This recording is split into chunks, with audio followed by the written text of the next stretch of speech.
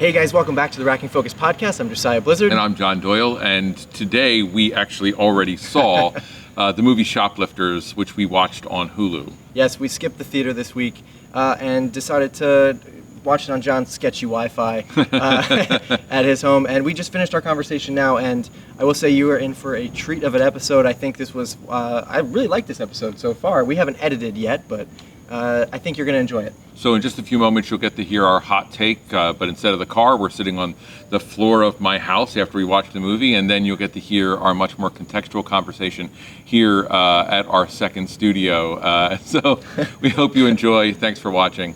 Well, we're done. What do you want to do now? I'm going home. You're going home? All right, well, I'm already home, so I'll see you later.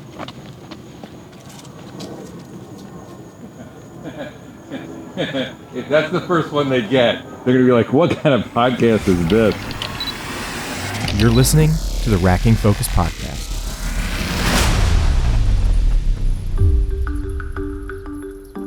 それ食べさせたら返してきなよ。今日外寒いんだよな。キャキャだね。ねえ、誘拐だよあれ。どう見ても。めっちゃ可愛いじゃん。選ばれたんかな、私たち。Shoplifters. Spoilers for Shoplifters, although I'm not sure how that even makes I'm not any sure what meaning. the spoiler would It's not a meaningful thing yeah. to say that, but we're going to talk about the whole film, so there you go. It's been out for a year. Right. I hadn't heard of it until you brought it up Yep. 2 nights ago. Right. So there you go. Japanese film, very slow paced. Very slow pace. Maybe not very, very slow paced, but it's slow paced enough for an American like me to have some trouble at moments where I'm like, this is slow but good. You know? Right. Do you feel the same way? Yeah, well, certainly as a movie, it is paced in a way that is methodical. Like there's no propulsion, right? Yeah, right. You don't feel any forward movement in any way. In fact, when we get to the culmination, it isn't even particularly urgent.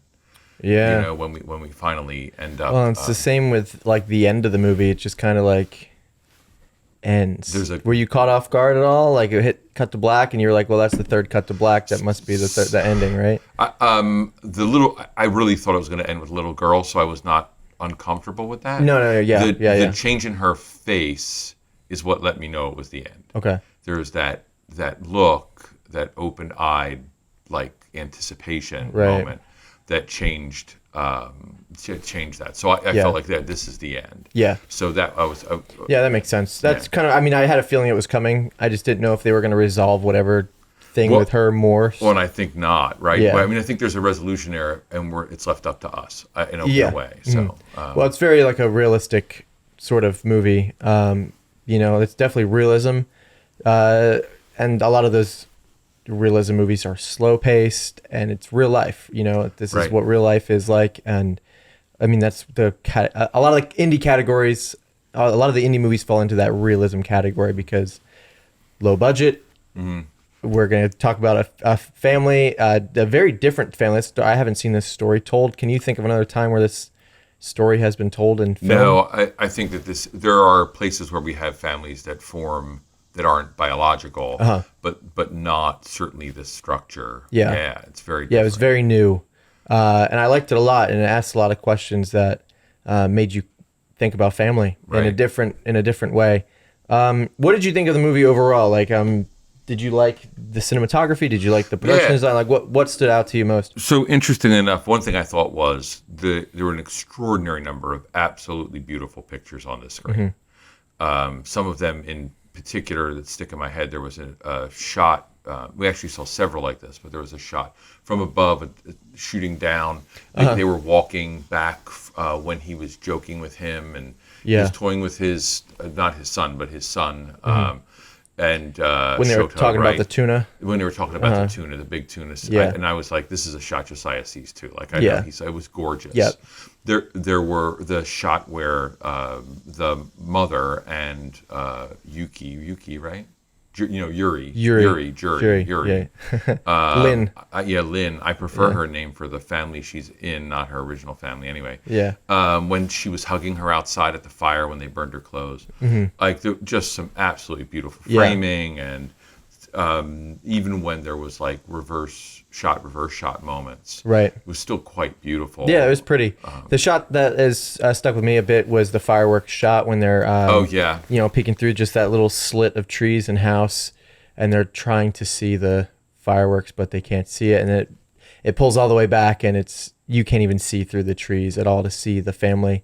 I'm not quite sure what that was symbolic for. There's probably something there. I feel like this entire movie was kind of loaded with symbolic imagery I think so. and things, and I would need to sit and watch it again probably 2 more times at least to really pick up on a lot of it.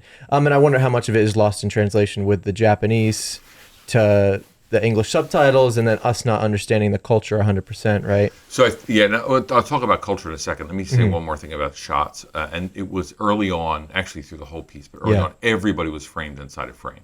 Right. Constantly, we were getting shots of people who were in a box, whether it was a window or it was a doorway or it was whatever. They were framed within frames. And I thought that was really an interesting choice for these sort of isolated characters. And so maybe that is the family in a frame instead of the isolated people. And I'm not sure of all this. I think you're right about needing to watch this several times. Yeah. But talking about culture, I think one of the interesting things about this film, and like we watched A Farewell, right? So we went in. We've been in an Asian culture. We watched Blinded by the Light, and we went into a Pakistani culture. But this is not any American route into the culture. Yeah, this is you're tossed right into a Japanese culture. There's no way for an American to be pulled in other than the family aspect, you understanding what family is. Which is interesting, right? That we understand the family idea. But everything from the way shopping is done, the way stores are set up, the way cars are designed, the way streets are designed. Yeah. Almost every single thing was so specifically Japanese. And for us who may have seen Japanese films, like I've seen Japanese films.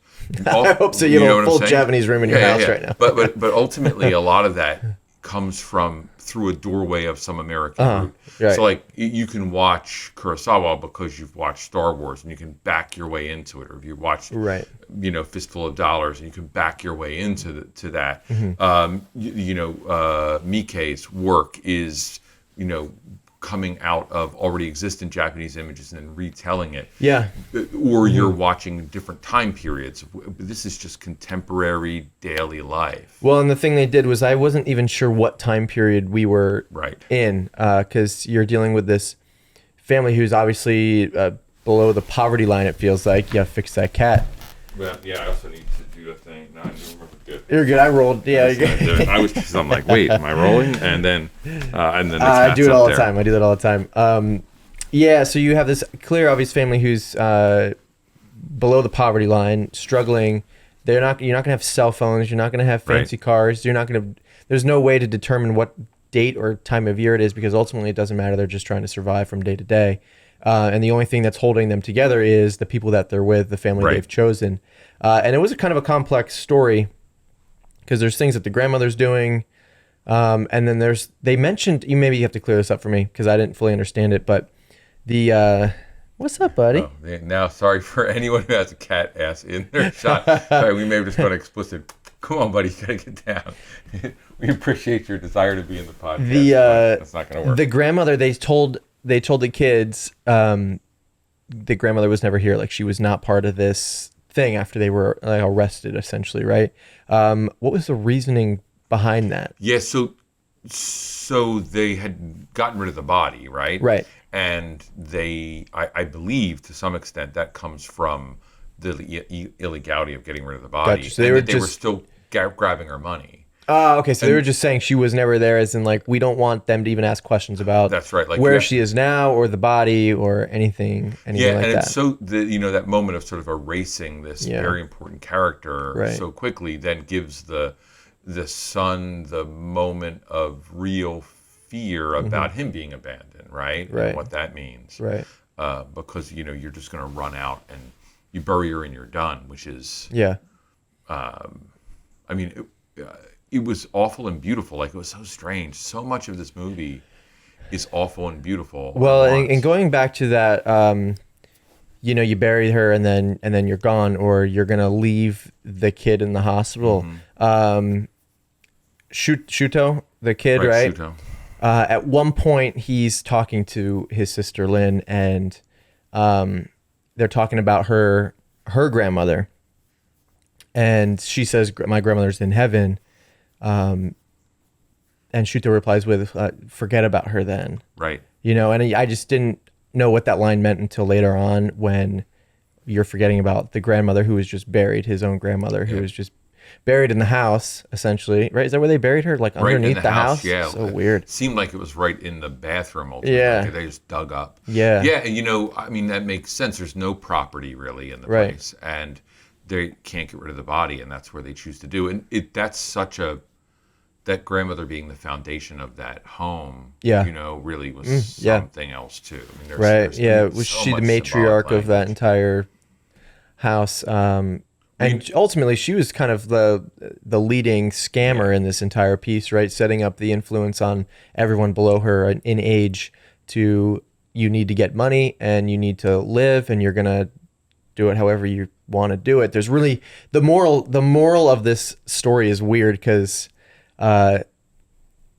you have these shoplifting parents teaching their kids to shoplift, but then you have this sex worker, and then you're lying to other families and you're scamming other families, and it's just like there was some and then like the main parents ended up killing a guy, you find out later on. So it's like where does this line draw? Are they good parents or are they bad parents?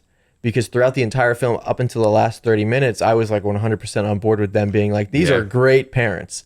Like, they are good. I can disregard the shoplifting. What's he doing? He was literally caught on the fabric.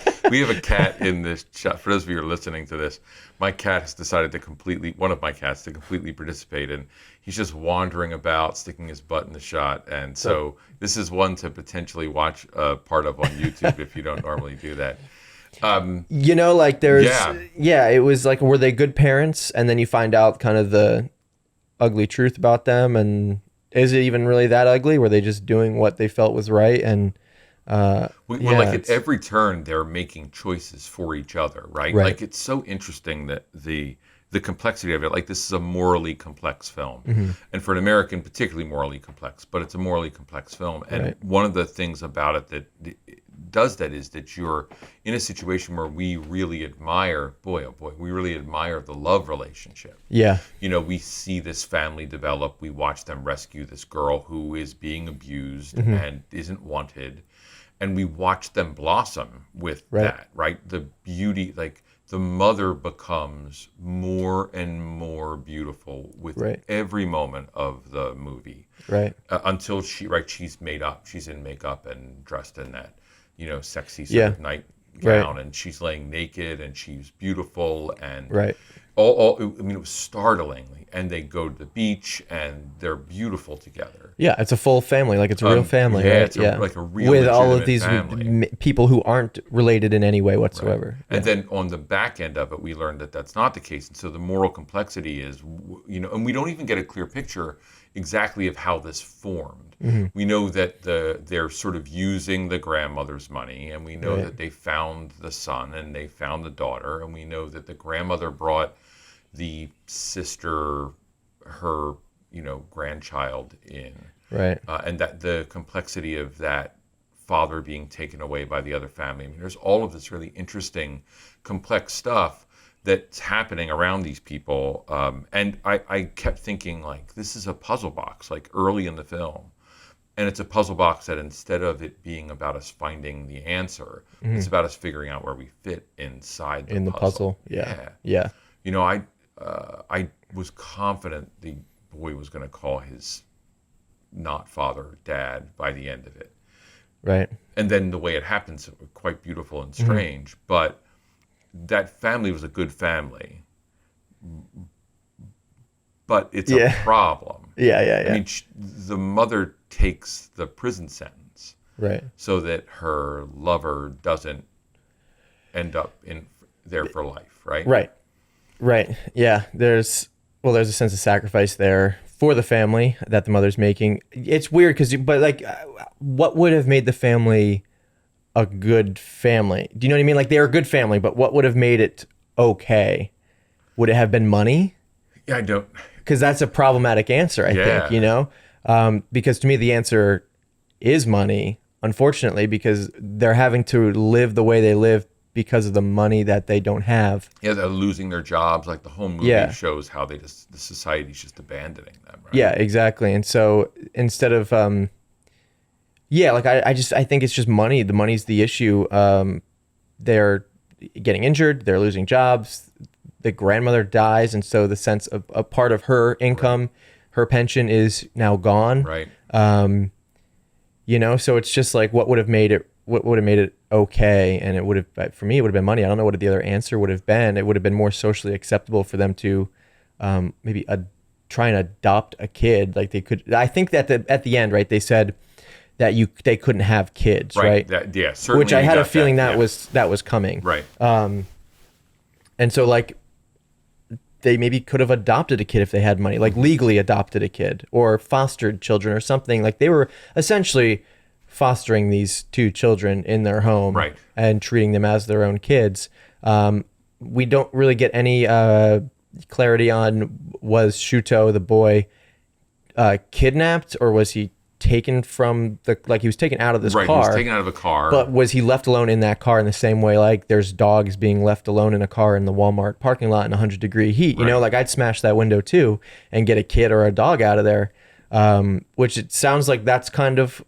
It sure sounds like that's what happened. What happens? And it happened well enough that she could remember the car, make, model, license plate. Yeah, right? Exactly. So I'm not really sure what happened, but it's that big question of, I almost felt like the kid, you know, just I'm unclear about everything that's happened with my family, my so-called family, and so now I'm just asking questions and trying to figure it out on my own, and that's what he's doing, right? Like, and you get the sense at the end of the movie that, at least I did, that he wasn't going to see his dad again, right? You know. Right, and it was and that was all like the chasing the bus. That felt like that was not going to happen again.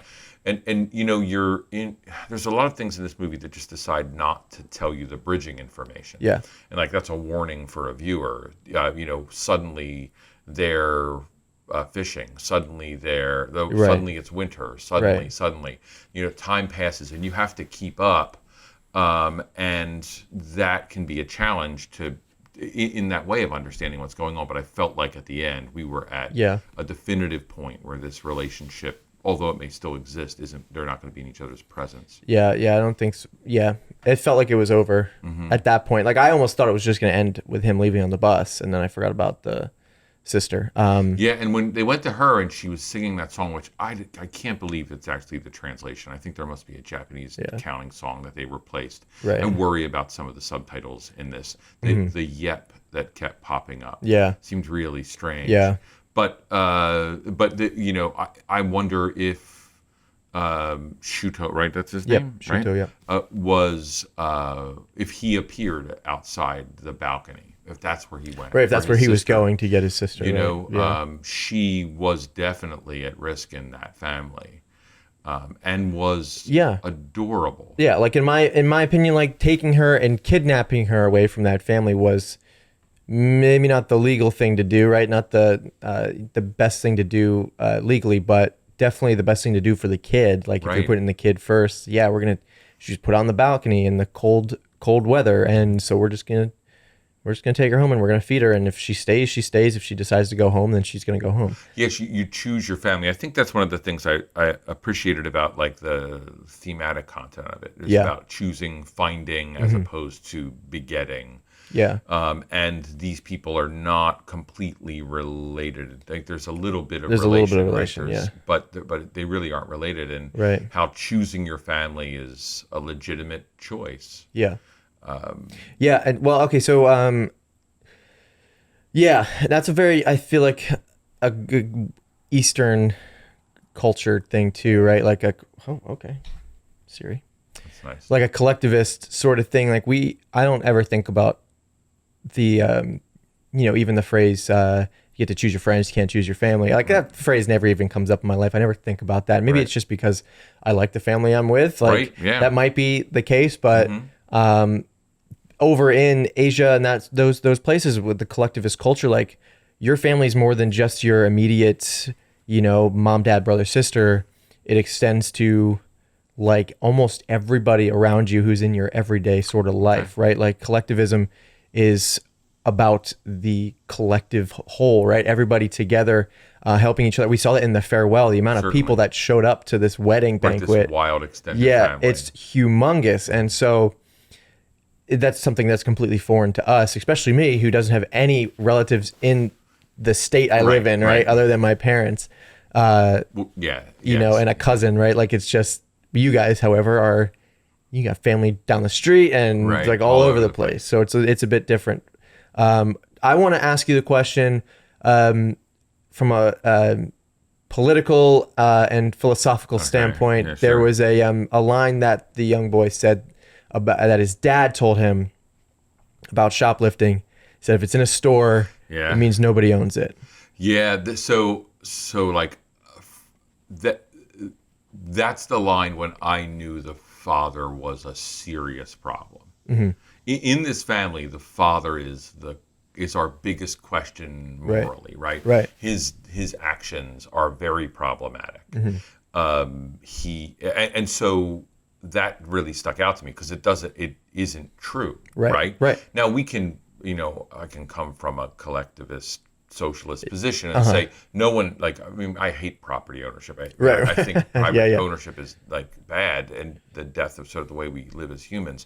I appreciate that, and I think maybe as a metaphor, it's a great idea to say no one owns anything until it's in our possession. And then when it's in our possession, we can choose to share, whatever that may be. Yeah. But I think that there's a problem with that idea because it is owned by someone, right? And that someone is being hurt by the shoplifting, right? So there is it's owned by a store owner. It is that store owner who, and when they go back to the store and that store owner is in mourning, there's something about that was really interesting. Mm-hmm. But that's really problematic. And it's problematic for the son, right? The son, he really finds the fragmented. We're close on time. Okay, he really finds the fragmentation in the story. He really does begin to understand things are wrong. And that's why he makes the choice he makes. Right. He needs to stop the cycle of what's going on. He doesn't want the sister to become what she's becoming. He listens to that man who says, "Don't make her do it." I wanted to ask you before we run out of time about the acting. What'd you think? Like, what was your experience of that? This is a question I could have answered better probably in the middle of the movie. Yeah, okay. It didn't feel like anybody was acting. It felt like I was watching like somebody's real life kind of play out. And I think part of it too is like there's the translation issue, and like I don't know the way they say a certain word. If they were to say this word in English, like sometimes you can understand like when somebody's acting their butt off. Mm-hmm. Like in a bad way in an Americanized film, like just the way they say words, it almost feels like they're reading rather than becoming the words. Mm-hmm. I don't know what it's like, hearing these Japanese words. I don't know. I just don't know. But I enjoyed the acting a lot. I was completely sucked into everything that was happening. I thought the kids were great for being. I mean, that girl had to be no older than like 6, right? Yeah, like she was great, extraordinary. Yeah, she was great. I thought the mother was great. I thought thought she was really the standout in the film. Yeah. Just the transition from where she was at the beginning to where she was at the end, and at the very end, like in the prison, and what that, she was. I feel like she's really the moral center of this movie. I mean, I just think her choices, even if it's kidnapping, I think she's the moral center. This idea of the husband being there. It's almost there. The husband, her first husband being killed, feels like our father, the other Shuto, the father, did the job. That he's really it, and she turned it into self-defense. Like it feels like there's something there. Yeah, it's a very complex movie with a very complex story and family structure and dynamic, and it's a movie like I would want.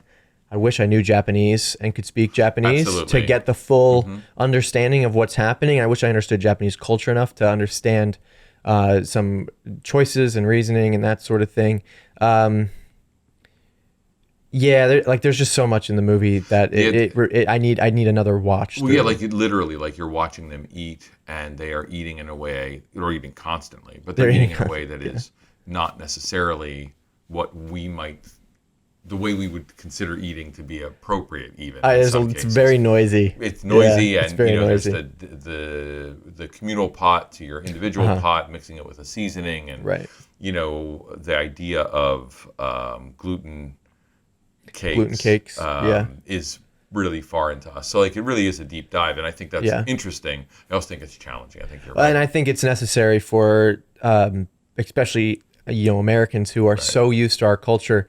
The way we're going to experience the world is through watching these international films, whether it's Shoplifting from Japan or it's Rafiki from Kenya. Yeah, exactly. Like you're just going to get these different experiences, and if you can't travel, this is how you can travel to those places, those worlds, and experience culture, even though it might be like twisted culture a little bit, and you're not going to get I'm not going to get a full Japanese experience watching Shoplifters. I'm going to get the experience of a small family struggling in poverty, trying to figure out how to live their life. But it does tell us something about poverty in Japan, and that there is in this glossy culture this very strange underbelly, and and that love can survive in that place.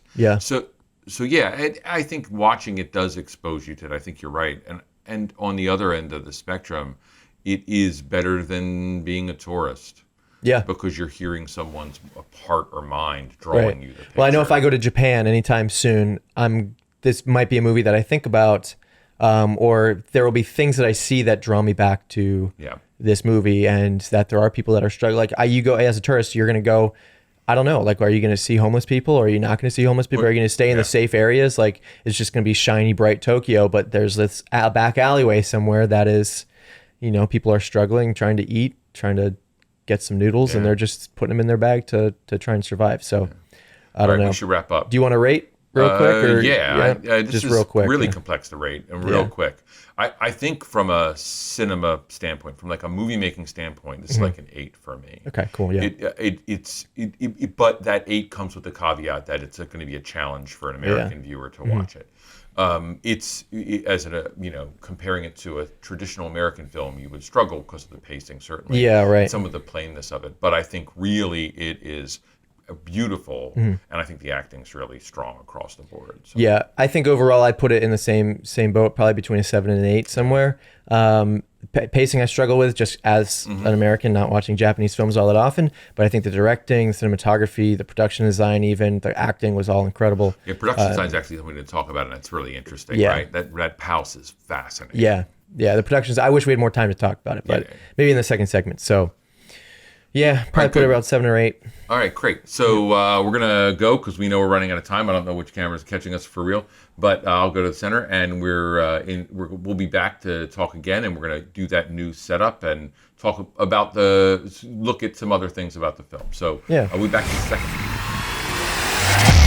Hey guys, welcome back to the Racking Focus podcast. We are back only a second day. We watched this movie yesterday. Normally we have a few days in between, but we're back to talk about Shoplifters.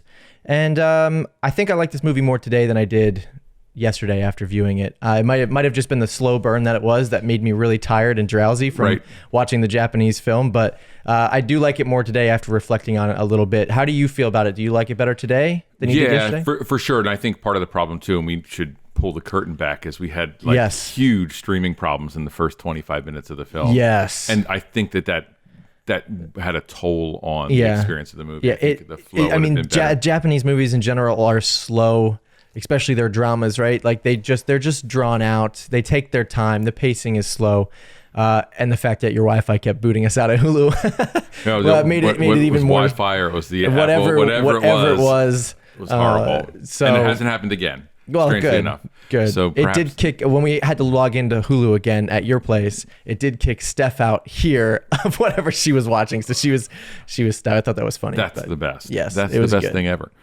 Let's jump right into our second half, which we've changed up. Right. We've kind of structured this a little bit differently. If you've listened to our Blinded by the Light podcast, then that's kind of the structure we're going off of as well. Before Blinded by the Light, we've been doing kind of just a second rant on the movie. So the first thing on our list, I want to jump in and read some reviews and reply to those reviews. Do you want to start on this? No, you go ahead first. Cool. I'm pulling mine up right here. So awesome. Be ready in a second. All right. So this review is from Leah Greenblatt from Entertainment Weekly. She says, it's all beautifully done, if seemingly aimless for most of its 2-hour runtime.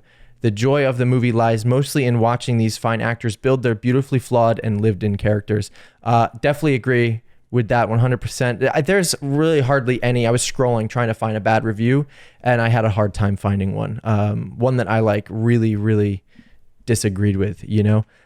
So I think she says it best, if seemingly aimless for most of its 2-hour runtime, the joy of the movie lies mostly in watching these actors, you know, do what they do best. And the movie does feel, for a long time, just their characters are just aimlessly robbing stores and eating noodles. You know, that's pretty much what this movie is, but it's charming the way they do it. Well, I think that's very. What happens for us is when we reach the third act, which we're not going to talk about really. Well, we can talk about that now. Talk about it now. Yeah. When we reach the third act, we hit a point where things change, and we realize we've been seeded tons of information. Yes. But it's information, not action, right? Right. The behaviors of people throughout the story are less significant than the emotional relationships that are there. For sure. So I'm gonna read something from The Atlantic, which I like a lot. I mean, I think it's. I mean, I like the reviews. So I'm gonna jump around a little bit. So it's gonna take a second. The situation in Shoplifters is on the surface rather complicated. I think that's like one of the best lines in a review I could read. Yeah. Pile of the reviews I read talked about how complicated and complex, and we had that experience yesterday. Yeah.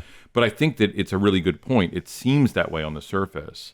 But once we get past the complexity of this structure, it's actually a story about family, love. Yeah. These people are very straightforward relationships. Yeah. Within that complexity. And so I thought that was really interesting. Also, Shoplifters is littered with wry humor and is refreshingly free of judgment. And I thought that was the other thing that actually for us yesterday probably was one of the most difficult challenges, is the movie doesn't make a moral choice. Yeah. Or a judgment about the moral choices. And that's great. We can make those choices. And the choices can't be about blaming the person. Well, even with the moment with the shoplifters, the moment with the shop owner telling Shuto, don't make your sister do it, he doesn't ever condemn the shoplifting. He only condemns not doing it for yourself. Like, if you're don't make somebody else do something for you, just do it yourself. Right. And that's actually the big alteration. And I think what's interesting, if we take the side moment and dig into that character, that's the moment when Shota realizes that that's what the father's been doing with him. Yeah. You know what I mean? And so it's not as much about the little girl. It is about her, about Lynn, but it is more about him realizing, oh, this is what I've been doing. Right. And why, to some extent, he can leave him at the end. Yes. You know, so in retrospect, now having time to think, that seems to that logical sense, that boy's story is really very powerful. Yeah, absolutely. I have another one here if you want to. Yeah, you have something? Well, no, I'm just going to read the end of this. Cool, go for it. The film never leans into the pure horror or tragedy, but it has elements of both in its denouement. The final act of Shoplifters, like all of his works, is devastating. After seeing the director tease out every strange bond in this makeshift group, investing his audience fully in their future, it makes it much harder to deal with when it falls apart. Yeah. And I think that that's actually really true. Yeah. I'm not a fan of shoplifting necessarily. Right. Right. And we talked about the complexity of that line about, does the store owner own things? Like, are things in the store still owned? And that political place that can't, in our world, stand by that. Right. And we see but these people are people we care about. We want the best for them. That little girl's eyes when they open at the end, I want that to be hope. Yeah. Yeah, well, and you don't want them to shoplift the entire movie, because from a moral perspective, like our own morals, you're like, hey, guys, you probably shouldn't be shoplifting, but you got to do what you got to do to survive, Like, they're literally stealing dinner in the opening scene. Well, exactly. And it's like, what are you... I can't judge them for trying to eat, it's the same way as a kid. Like, I'm not judging Aladdin when I was a kid watching the cartoon, the animated cartoon from Disney. I'm not judging Aladdin for stealing a loaf of bread because I know the dude's hungry. They're calling him a street rat. Like, you have to do what you got to do. So yeah, go ahead and read yours. yeah, all right. So this is from a random person on the internet who gave this a 1 out of 5 stars. Here's something the shills and con artists posing as movie reviewers aren't going to tell you. I fell asleep about 6 times trying to make it through this aggressively dull movie. That's it. That's the whole thing. That is a spectacular accusation. It's pretty aggressive. If you haven't watched a Japanese movie, we've brought this up a few times. They are slower paced in general. Like, I think back to the first like Japanese drama I ever watched was Tokyo Story. Mm-hmm. Oh my gosh, so slow. I would like the first time I was introduced to it, I was like, I felt like this guy here, like just trying to make it through. And it takes a little bit of times, but you got to like sit and wait. And like, if you can just be patient through the cinema, that's just kind of like people eating noodles and hugging each other and cuddling on the floor, like, and cuddling in a sex shop, like, of these, like, there's so many intimate moments that, yes, they don't seem like sometimes they are going to fit together. Right. They really do come together at the end of the movie to create a well-rounded piece of cinema that's telling not just a realistic story of a family, but also a story that can relate to so many people of different cultures and nationalities and that sort of thing. So I disagree with this guy, but I feel his pain a little bit. Yeah, and you're digging so deep into, it's what we talked about yesterday, into like the daily cultural lives. Mm-hmm. So, we go back and you watch Japanese samurai film, right? And it's still, there's massive periods of sort of thoughtful movement. We worry about the time and how things progress on the screen, where we want to get in America to like the action, like we're moving so from fast. action to action. Yeah. And so we in this movie, we are not getting a sword fight as a punctuation for those things. Right. We're just getting the moments of daily life, and full of language we don't understand. Yeah. I think about, I have this Mexican student who's close friends of mine. She works at a Mexican restaurant. She told me to go there for dinner the other night. So I go into the Mexican restaurant, and I'm relatively fluent with Mexican food.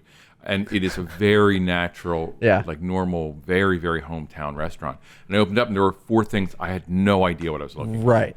And I had to ask her what should I eat? Yeah. And she was like, "You want to be safe or not?" I'm like, "I don't care. I just want to know." And I feel like if that can happen, be safe as in like your bowels be safe and stomach be safe later, or what are you talking about with be safe? So I think be safe, like when you find out what you ate, you're not going to be unhappy. Oh, gotcha. Okay. Yeah. I don't think it's about damage. I think it's about confusion. But here, there's a great Japanese supermarket just a couple blocks from us. I'm really tempted to go and get those gluten cakes and just see what the heck's going on. I would try those. Like this, it was spectacular, and we have to deal with culture, and that to me is part of what makes the movie challenging. Yeah, because it's slow and we're alienated.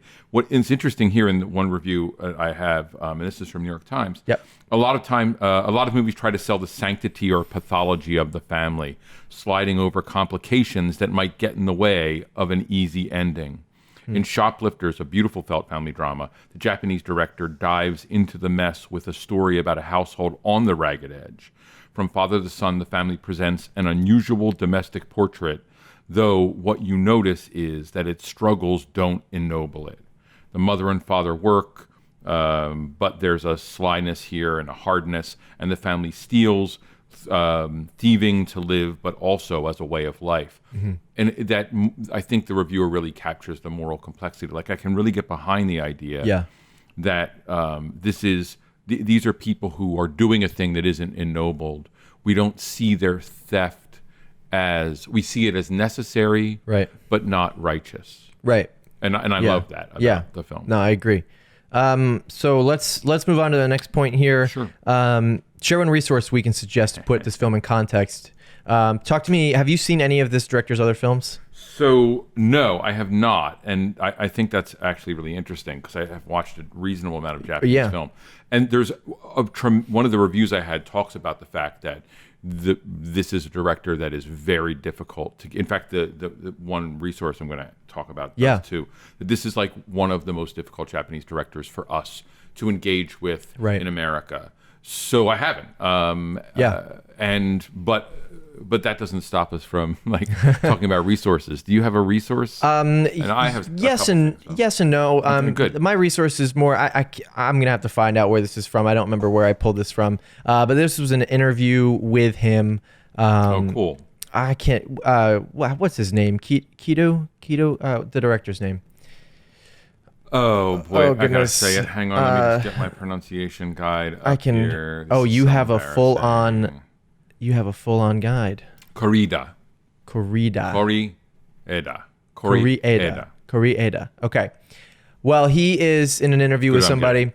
It is good you're here. It's as close as I'm going to get. They asked him, why have you chosen in so many films to focus on crime? Do you feel your films express a particular attitude to the causes of crime and to its possible solutions? And the director replies with, I don't think I'm trying to indicate a solution or anything. There's no way I can do that. But I think one of the reasons I've treated the subject so many times, a lot of crime happens in Japan, but people tend to view crime as a matter of individual responsibility. They see it as this or that person's fault rather than something born out of society and social ills. They just punish that person because it's that person's fault, his individual responsibility. They treat it as nothing more than that. That's how they solve the problem in Japan. And we talked about this a little bit yesterday. And he continues with, we need to reclaim those criminals and the causes of their crimes as part of a communal property. Crime is something that we as a society own collectively. I think it's something we need to reclaim and accept as our responsibility rather than the individuals.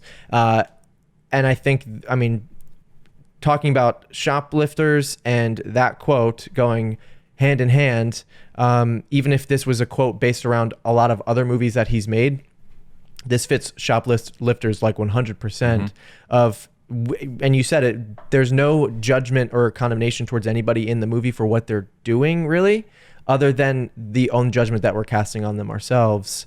And we've brought it up again multiple times that they're doing what they need to do to survive, and like that's part of society has placed them in that position to where maybe they need to shoplift, maybe they need to steal to eat or whatever it is that they're doing. Well, it seems like they do. And, it's funny because yesterday you talked about Japanese and part of the Asian sort of collectivist mentality we see coming up with communism that's grown in China and Korea, whatever. But Japan's much more the capitalist state. It's much more the echo of the U.S. and or vice versa. And we brought that there after World War II actively, and they're good at it, right? Yeah. So, but we don't see that because they're also they do a magical job at making things look great, which we don't always, right? We let the decay be present. Yeah. There's a certain look about the sort of Japanese city. Well, we don't care, right? The U.S. just doesn't care. Like, if you're homeless, like, that's your fault. And I think what we're seeing here is this, and it's such a Christian thought too, strangely enough. It's like love thy neighbor, and that collectivist idea coming out of like if people need to steal to eat, well, maybe what we need to do is feed them. Yeah, like maybe that's the option. Right, and you can hear that he doesn't want to make that end statement. Right. Because the solution's a political solution, and that's not what this guy's interested in. Yeah. He's interested in presenting the problem as a human problem that we have to deal with. I don't want that mother to go to jail. No, you like this movie is really, it feels like he's made this movie to start a conversation within the political spectrum, and just bringing awareness to the fact that this is a small corner of Tokyo where there's a lot of people who are struggling just to survive. Maybe we should do something about it. I can't give you the solution, but this is what we need to talk about. Because these are people. Right. And look how lovely they are. Right. And when they find the Lynn, Yuki, whatever we're going to call her, Yuri, whatever we're going to call her in the movie, it's you have wounds.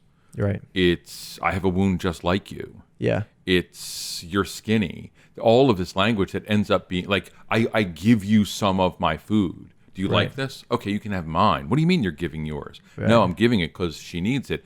Those are human acts, not political acts in this, which I think is spectacular. Yeah. And so for me, that's a lot of what we're seeing. I think that quote is really spectacular. What do you got? So the BFI has a website, bfi.org.uk. Yep. They have a page called "Where the Best Place to Start with His Films." Like that is what the web page is, and so. And it is a lovely opening paragraph about the problems with this. And then Koreeda's work, and then says the one to start with is this magical realism, which I'm probably going to watch this weekend, called I Wish. And it says it's the place to start. And so I would say go read this whole article. Cool. But certainly this I Wish has some elements of magical realism in it, which is going to be much easier for the Westerner to digest. Yeah. Weirdly as that is, because the magical realism is not easy. It's not our natural state, but we actually work really well with that as a transition point for us into Japan. It feels like, I don't know, anime or something for us to grab a hold of. And then it lists a series of other films in order of where. It says don't start, though, at his 2001 movie Distance, or this movie called, it's a manga adaptation called Air Doll, which is about a blow-up sex toy that magically comes to life. Says those are not where to start. So I'm going to go watch I Wish. I'll let you know what I think. Maybe I'll mini-sode it if I feel like it. I love that BFI does this. Yeah. That we don't just get the best films, we get a way of looking at movies. It's a great resource across the board, but this particular page is really useful. And how you can start watching his films and where you should start watching them, right? Because these aren't for everybody, almost, like they can be, but if you start in the right place, then you'll be turned on to them in a specific way. You think about that reviewer you had before. Had they started with a different film, this would not have been the same experience. Right, they would have known exactly what to expect coming into. Yeah, like you watch Sling Blade, right? Right. Which I hope I'm not stealing anything from later. You watch a movie like Sling Blade. The movie is slow. Right. For some people, that makes it suck. But if you understand pacing or different pacing, you can work your way to accept and digest that film. Exactly. What images stayed with you after this movie, after seeing this film? So I feel like I'm talking too much. So you have to say some, please. Okay, yeah. But I want to say first and foremost is that hug in front of the burning clothing, that long shot as that child slowly settles and she grabs a hold. There's that moment where the mother's crying in the police headquarters. Yeah, which I think is as an acting job, it was thrilling. For sure, yeah, it was thrilling to watch. Yeah, she was great. I think she the mother and the father were the two best. Completely standouts. Yeah, 100%. And not that anyone did a bad job. No. That moment of her crying and her trying to wipe them away and her catching her, it was such a long shot too. Astounding work. Yeah. So I would say that's like that's the number one image. Cool. There's many other images. There's a lot of images. So you for me, the image, the shots that have kept coming back to me is that bus scene with the father running after the bus with his arms stretched out, and the young boy looking back through the window. And the reason being is the boy is completely almost unrecognizable at this point. Like he has completely changed his appearance. He's gone from this ragged kid who's literally in loose fitted clothing and rags to he's now wearing jeans, a nice coat, and a hat, and he had his haircut. And the haircut specifically is the catalyst for the change, right? Because the second they got Yuri into their home, they cut her hair when they decided that she was going to stay with them permanently. Cutting the hair seemed to be the transformation point for these characters to become this into this new phase of life. And so he's transitioned out of this shoplifting phase. And we talked about he's probably not going to see this man ever again. Like this is probably the last time they'll really plan to meet, right? If they do meet up, it'll be spontaneous, most likely.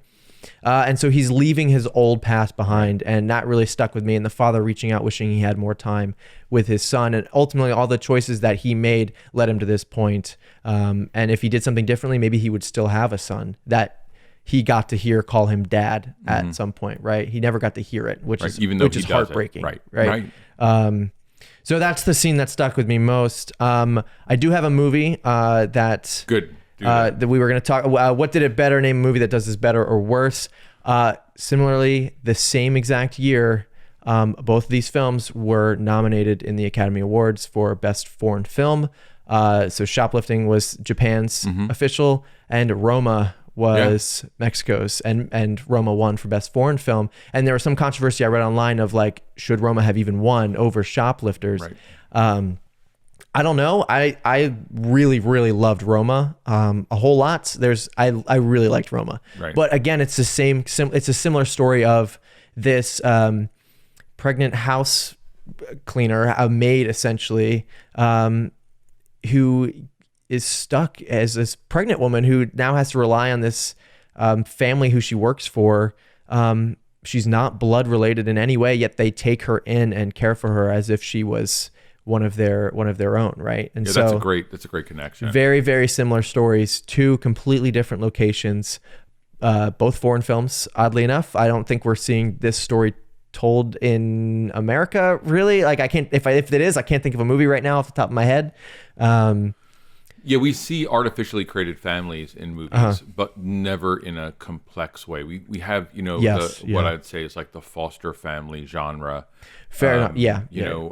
Yes. And what I'm thinking of is like, there's no movie that I've seen that has been Americanized or made in the US that depicts the real life love and tragedy that these families deal with. And they're both slower paced. Roma is a slow movie as well. Well, and the shots are held forever, right? Yeah. Long shots. That's the thing. So, audience, if you know of a movie that does this in America, then that's a place to contact us. Yes, please let us know. Podfocus or, from the website, you can get all of our addresses, but rackandfocuspod@gmail.com. We'd love to hear and then talk about some of those. Yep. I wanted to mention one image go for too. it. I like to, Yeah, go and for that's and I'm going to call this the Quentin Tarantino image. It's when we start that shot when the girl's getting her hair cut at her little tiny feet wrapped around. Oh yeah. And the Tarantino's bare feet thing is a thing wrapped around the leg of that chair, and then we slowly come up to the reveal of her face. That was a absolutely beautiful. It was beautiful. Beautifully shot image, just really, really sweet and great. I also really want to point out the image where we're in the chat room with Mr. Four, and that moment where he's laying on her and he almost looks dead, and he sits up and there's spittle on her leg, and she wipes it away. There's like an apology. He comes back and he wipes it away, right? That moment, the image of that was really quite beautiful. That sort of the deadness of who he is, and then his hug. It's image after image. This is a movie. Like, if you watch it, it's movie after image after image. It's image after image. Yeah, there's stunning visuals. So, would you recommend? I would absolutely recommend it, but I think I'm going to say I'm going to go watch I Wish, and then maybe that's an additional recommendation. I would absolutely recommend it, but it's a movie where you need time to watch. Yeah. And there we go. That's all of our warnings saying we're done. How about you? Would you recommend it? 100% would recommend. Again, just carve out some time, take 2.5 hours in case your internet is a little weird. And even if your internet's fine, take 2.5 hours to pause at, a random spot to just think about what you're watching, because the fact that we have to translate from Japanese into English and we're missing out on some cultural things, most likely, you're gonna want to take a second and just sit and think about everything up to that point in the movie. So I'd suggest pausing twice throughout the film and just think about it. Yeah, and that's like the weirdest movie thing to say, but I'm in complete agreement with you. I think it's a movie where you want to make sure you understand the puzzle box that's being created. Yeah, exactly. Instead of be surprised by it at the end. Yeah. I think the devastation comes, and that doesn't mean go get a sandwich from local sandwich shop or something. No, this is like a 3-minute break. Right. Yeah, like get up, get a glass of water, sit back down. Yeah, that's great. That's about it. So, I'd rate it like an 8 out of 10, most likely, somewhere in there. Yeah, I fall in the same category, and something about me is saying like it's probably a 10 out of 10. I know, yeah. And so I can't recommend it highly enough. But with the caveat of be prepared if you're not like if you're a person who's watching Endgame and you're a person who's watching Spider-Man Far From Home and you really liked Midsummer, but you thought it was a little slow, you need to be prepared. Yeah, exactly. This is a whole different journey, and it's a journey worth taking, but it is a different journey. Yeah, it's fun. Cool. It's good. Cool. Well, guys, thank you for listening to this episode of the Racking Focus podcast. I want you guys to find us on social media, please. You can find us on Twitter at PodFocus and Instagram at Racking Focus Podcast. Somewhere on Facebook, we have a private Facebook community. You can find that community by going to our website, rackingfocuspodcast.com, and signing up for either our newsletter there or joining the private Facebook community where we talk about movies, and not just the movies we're seeing, but other movies in general. There's some polls and quizzes and random stuff too coming your way. We're developing an Alexa app at the moment, so that's going to come your way pretty soon as well.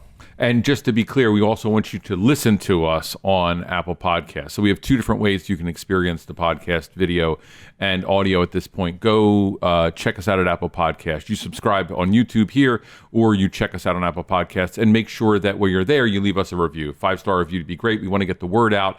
We feel like we've got our legs underneath us now, and the format's strengthening, and we'd love people to hear, listen, and sort of share the journey through film that we're taking. So if you can do that, that would be great. And on the website, you can see the next movies we're going to watch. And as a result, you can have a sense of what's coming up next, and you can go see that film so these spoilers don't wreck your viewing experience. 100%. We are seeing It Chapter 2 this week, so if you're going to see it, please DM us, get at us on Twitter or Instagram, or you can email us at rackingfocuspod@gmail.com and let us know what you think of It Chapter 2. We're very excited for this film. So other than that, that's it. Let's go. Thank you guys for watching.